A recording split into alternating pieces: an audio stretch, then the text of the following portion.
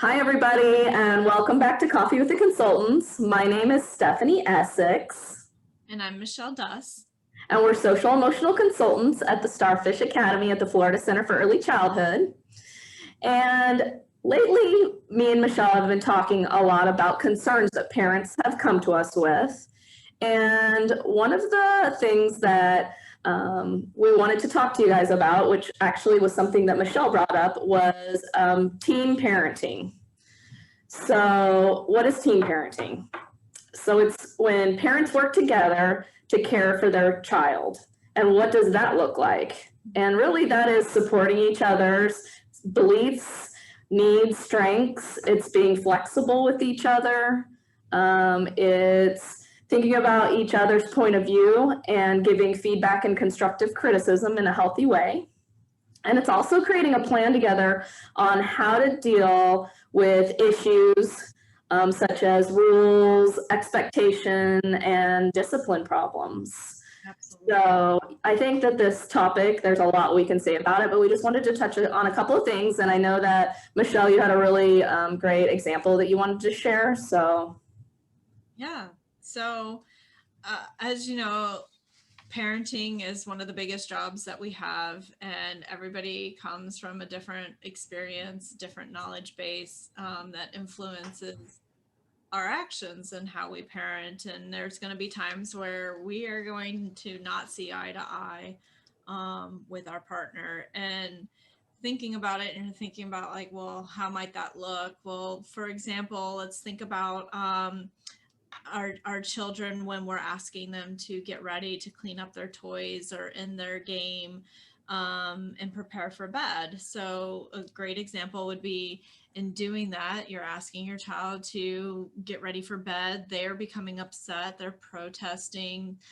They're not wanting to go to bed. They're refusing to clean up. And the one parent who is there asking them to do this task is becoming upset themselves. They're starting to raise their voice because they're seeing their child not do what it is that they're asking them to do.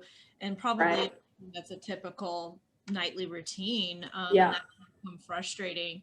So as they begin to raise their voice, the situation just starts to escalate and it starts to spiral into a tantrum. And then you've got parent and child that are upset, and the other parent hearing this is coming along and they're intervening calmly and they're acknowledging the child's feelings and they're attempting to smooth out this transition and de-escalate the situation.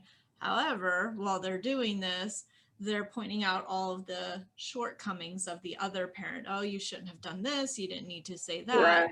Yeah. While also turning and trying to comfort the child and get them to move along. So instead of de-escalating and smoothing out the transition, what's happening now is it's actually escalating everybody, and the situation Right. is very stressful for everybody involved, because now this other parent who was becoming upset with the child because they felt like they weren't doing what was asked of them are now on the defensive, because now Right. it's attacking their parenting skills or their parenting styles in that moment. And the child's caught in the middle and Right. probably confused as to what's going on. And so it just becomes a really unhealthy situation. And Mm-hmm. nobody's feeling supported and nobody's feeling acknowledged in their feelings, and everybody's left feeling kind of icky. Um, Yeah. so that's a really important reason why, yes, we'll have differences, but we need to have that conversation. We need to be intentional about having that conversation Yeah. outside of the day to day, like those types of situations. You have to Yeah. have together and build that united front. Right. Which is important. Right, and support each other, because in doing so, you're supporting your spouse, your partner, you're also supporting your children while you parent together in discipline Yeah. and come together, compromise, and be flexible in your parenting. So, Yeah. yeah. Yeah. I think that you make a lot of really great points, and that was an excellent example. And I could see how, you know, that particular situation, could have been resolved in a different way if the parenting team was on the same side together, you know, to work for the child. You know, being consistent, which we know like helps kids to feel like less anxious and more secure, and you know, and then nobody has hurt feelings and it gets resolved. So I think that was an excellent example. And I think that, you know, resolving our differences in private, not in front of our kids, is really important, you know.